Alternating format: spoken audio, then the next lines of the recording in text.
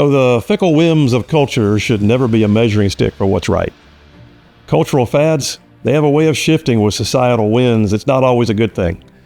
There was a time when targeting kids was considered fully out of bounds. Not so much these days. I mean, even just this morning, I was looking at social media where some friends of mine had been down to our state capitol, had a prayer time on the steps of the state capitol, praying over the things they've been working on to rescue our kids from the whims of leftist liberal culture. And somebody jumped on that social media, and their response was, "Just so you know, we're coming for your kids." Come for our kids, reach for them, and you might bring back a nub. Look, let me make an analogy. So both my grandfathers were smokers. It was just the way of things in their era, right? My maternal grandfather smoked Raleighs, smooth tasting with rewards coupons that you could redeem for a new fishing pole if you saved them up. My paternal grandfather, he smoked filterless Camels. They were rough. I mean, don't ask me how I know. It's not like I ever snuck out back and had a smoke behind the shed or anything silly like that. But both brands marketed their wares to just the kind of men my grandfathers were. Raleighs were endorsed by Babe Ruth. They seemed to fit my Army general grandfather who served through 3 wars and helped develop the hydrogen bomb. Camels, they were a tough, no-nonsense working man smoke for my coal miner steelworker grandfather. Marketing is everything, right? And Big Tobacco was constantly trying to find ways to broaden its appeal in a competitive market. And then along came a suave and debonair guy, a guy that every guy wanted to be like. He had all the ladies, he drove all the best cars, he was James Bond, the Marlboro Man, and Audie Murphy all rolled into one. And his name was simply Joe Camel. So yeah, Joe Camel was the branding mascot for Camel cigarettes made by R.J. Reynolds Tobacco Company. He burst onto the U.S. advertising scene in 1988. He immediately became one of the most recognized advertising images in modern history. But Joe Camel fell afoul of society when the Journal of the American Medical Association conducted a study and found that, yeah, Joe Camel was instantly recognizable by 91% of children. And those same children also associated him with cigarettes. Old Joe Camel's images was on par with Mickey Mouse in terms of its appeal to kids. Another study concluded that Camel's underage smokers had grown in number exponentially as a result of the Joe Camel campaign.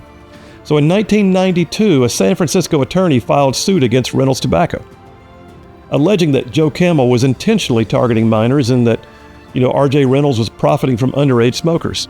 In fact, studies show that R.J. Reynolds' underage smokers market had grown from $6 million to over $476 million in just 4 years during the Joe Camel campaign. So, at the behest of Congressman Henry Waxman, who came from California, the Federal Trade Commission investigated, and they issued a finding that, yes, R.J. Reynolds had unreasonably and knowingly targeted minors. But it became a court battle. It was a fight. It was a back and forth. It was a no, we have, yes, you did. We didn't do it, yes, you did do it. But then came the smoking gun. The smoking gun. In 1974, R.J. Reynolds had an internal memo that surfaced somehow. It was leaked out. It emerged that evidence was in that memo that R.J. Reynolds had indeed targeted young smokers ages 14 and up. The memo spoke of a direct ad campaign for young smokers saying, quote, "These are the smokers of tomorrow." And the jig was up.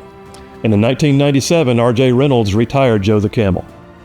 So yeah, Joe Camel had actually outraged the authorities. His likable, cartoonish face was deemed to be dangerous and intentionally designed to cultivate a strong first and early impression for children, aka the smokers of tomorrow.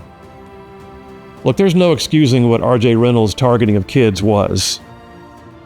But don't you wish that the worst thing upon us these days was a cartoon camel encouraging kids how to smoke?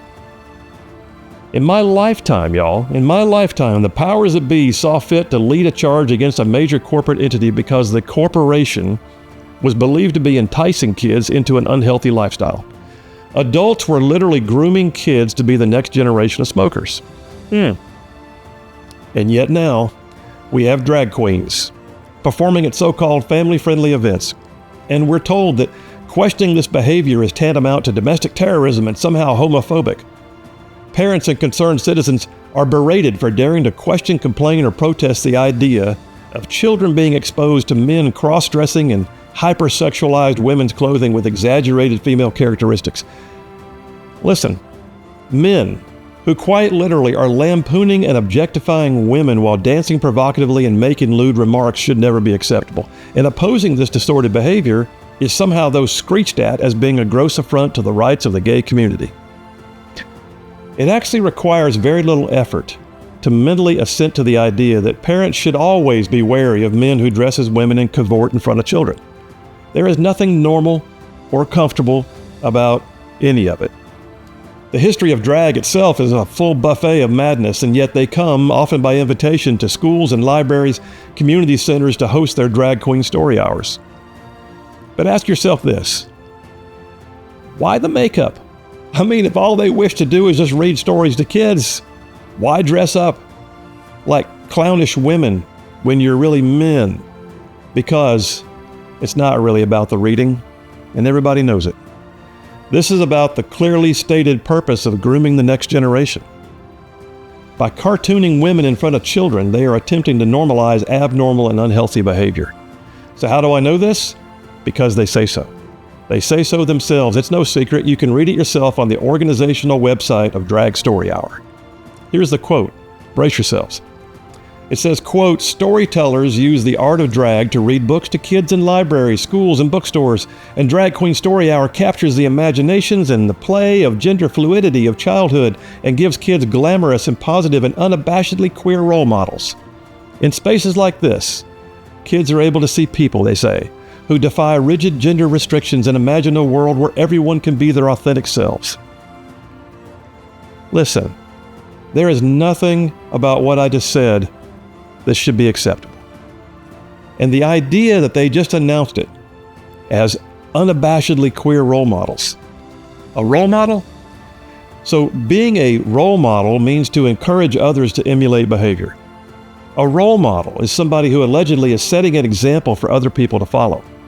In short, what they're saying on their own website, the leadership of Drag Story Hour, is admitting that their sole purpose is to create the next generation of drag queens.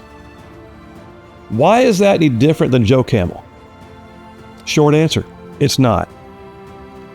But then I have to ask this question. Have we as a nation gone so far down the path of depravity and indifference that we don't see the irony in knowing that Joe Camel is considered bad for kids, but men dressed as women performing provocatively in front of children is somehow not? I'm going to be honest with you. Joe Camel's got nothing on these drag queens. And the truth is, if you're going to target kids, you're going to have to face the consequences. We can't stand idly by and let this happen. That's my philosophy.